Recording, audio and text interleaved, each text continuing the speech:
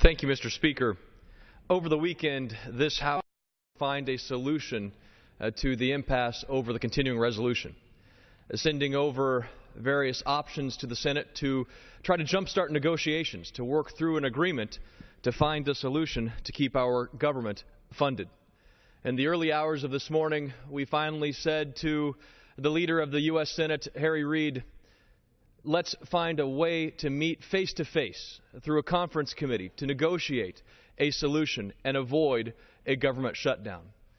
We've passed 3 times now measures to keep the government funded in a way to find solutions to this critical issue. But there are many people in Colorado who are struggling now because of the shutdown and who are worried about what happens to their situation, particularly those who may have been impacted by the flood. And that is why we must find a way to get government funded, to find a solution to get government going back on track while preventing policies that we know are bad for the economy.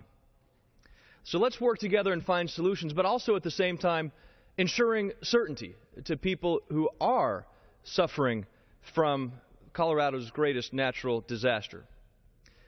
And that's why I bring to your attention a statement that the Vice President made on September 23rd in Greeley, Colorado, after touring the damage and devastation that those floods caused.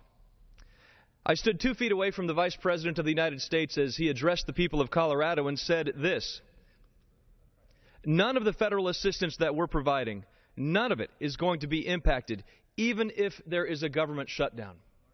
So while people may try to use this as a scare tactic, try to politicize a disaster, the Vice President himself stood before the people of Colorado and said there will be no impact on flood recovery.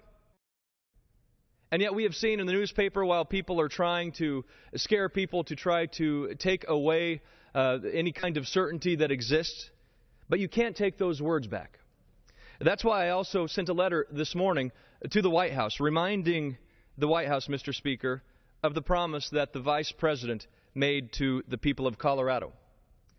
And we as elected officials in Congress, in the Senate, the Governor of Colorado, we have a responsibility to make sure that the Vice President, the President, keep their word.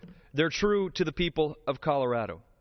That we make sure that indeed this statement, none of the federal assistance that we're providing, none of it is going to be impacted, even if there is a government shutdown.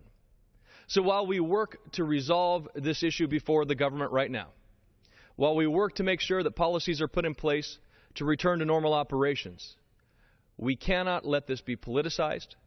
We cannot let the people of Colorado be forgotten, and we must hold the Vice President and the President accountable and true to their word.